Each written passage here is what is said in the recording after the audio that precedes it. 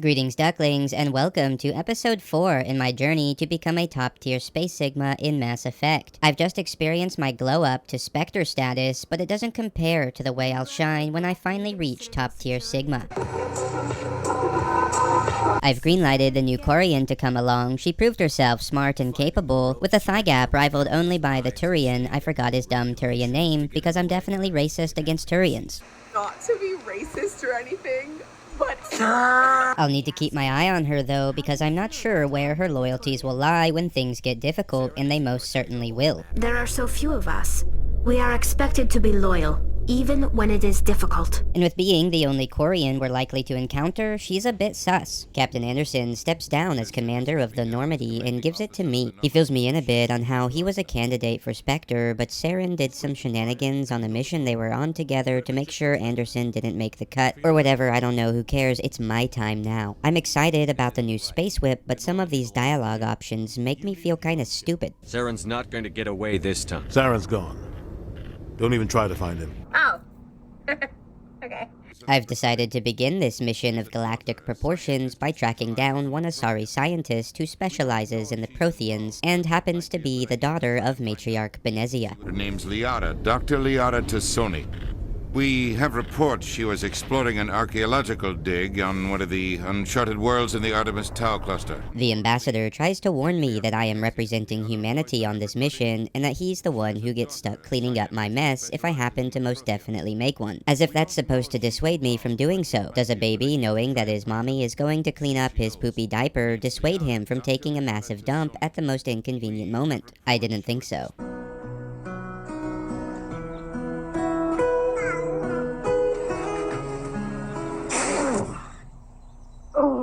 I'll take care of Saren. You take care of the political fallout. Not exactly the answer I was looking for, Shepard. I board the ship for the first time as captain and deliver an impassioned and inspiring speech. I won't lie to you, crew. This mission isn't going to be easy. I managed to string together several coherent thoughts far beyond the capabilities of the leaders of the free world. I think it's very important, as you have heard from so many incredible leaders, for us at every moment in time, and certainly this one, to see the moment in time in which we exist and are present, and to be able to contextualize it, to understand where we exist in the history and in the moment as it relates not only to the past but the future. And towards the status of top-tier Space Sigma, I am progressing faster than Joe Biden's dementia. So the best way to get something done, if you hold near and dear to you that you like to be able to... Anyway. The fate of an entire galaxy is at stake. Joker compliments me on my speech, but I give the stare of cold hard death. Look at me. Because this isn't about me, it's about the galaxy, and the hope of the galaxy being able to witness me becoming a top-tier Space Sigma. Well, after a little searching, we find the planet on which is the dig site of the Asari scientist. The Geth are here though, perhaps after the Prothean technology, or after the Asari herself. At the entrance of the dig site, we encounter massive resistance, and I'm most def KIA repeatedly, but somehow I survive. Once we finally exterminate all hostiles, Rex tries to pass it off as though he didn't just lay face down in the dirt for the last 15 minutes. Are you serious right now, bro?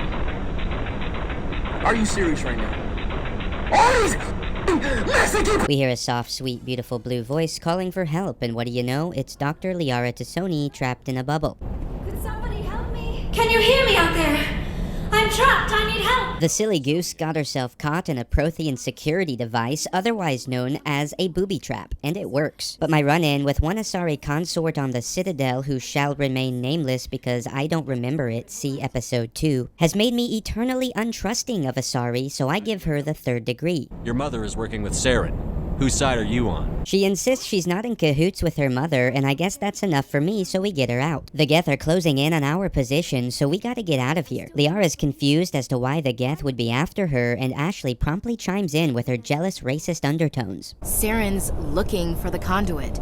Think fast, Miss Prothean expert. The ruins are collapsing, so standing in an incredibly awkward formation, we take the elevator up when we are confronted by Geth led by a Krogan mercenary. I'm a bit impatient with the walking booger, knowing that if we don't get out of this hole, we're all gonna die. So I command my team, armed with advanced ranged weapons, to charge like the fate of Middle-earth is at stake. We don't have time to deal with this idiot. Charge! for Frodo. Except it's not the fate of Middle-earth or even the galaxy, but something far more important, my mission to become a top-tier Space Sigma. We make it out right in the nick of time, whoever Nick is, and immediately commence a team healing debrief as a safe space to unpack our trauma. We almost died out there, and your pilot is making jokes? Liara is 106 years old, which means she's basically a child Asari. But it also means that she's 106 years old, so she knows a lot of things and stuff. Like that the Protheans weren't the first galactic civilization to be extinguished, and there's some cosmic cycle of species climbing to a certain height of advancement, and then poof, they're gone or whatever. But she doesn't know what happened to the Protheans. You're not much of an expert, Doctor. The answer's been standing in front of you the whole time. The Protheans were wiped out by a race of machines. The Reapers. I tell her about my encounter with the beacon, and she becomes scientifically curious, as it were. I am amazed you were able to make sense of it at all. A lesser mind would have been utterly destroyed by the process. You must be remarkably strong-willed, Commander. Okay, this isn't helping us find Saren or the conduit.